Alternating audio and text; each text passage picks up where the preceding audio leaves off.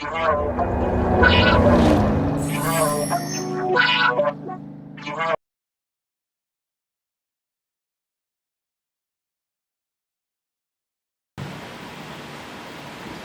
about some of the more common issues with the independent rear suspension Commodores, we have here subframe out of a VT Commodore. So this went right through from the VP or the Calais right through to VZ Commodore. Now we have the subframe and the trailing arm. So this is one of our points here, the outrigger or outer subframe mounting bush.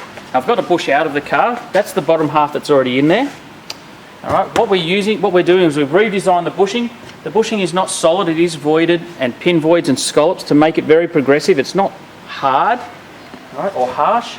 Then we have a top spacer. We need to remember this is why there's two different part numbers, because the spacing and the hole inside here is different. So this diameter is different, so that's why there's two different part numbers there.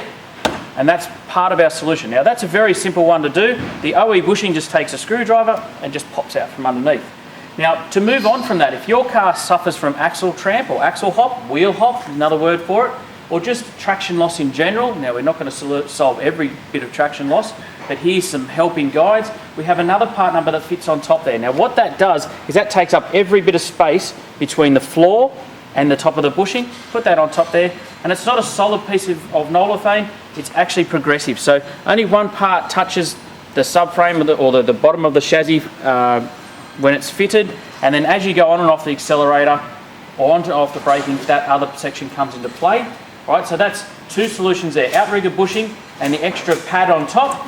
And then we move around to the rear, so your rear diff mount would be sitting at the back there. We have another solution. This installs into, you have the factory mount, it pops inside the factory mount. It's just a simple, very simple insert. All right, there is two different part numbers depending on the model, so just make sure you check out which model you have before you order the components. And that's there to take up the air gap around the factory bushing. Very, very good product, very easy to install. When you're installing that, just a little bit of car wash or liquid soap pops into place, do the bolts back up. Very simple solutions. And we're just trying to tie those 3 points together to try and minimise the axle tramp or wheel hop and to maintain the position of the rear wheels underneath the chassis.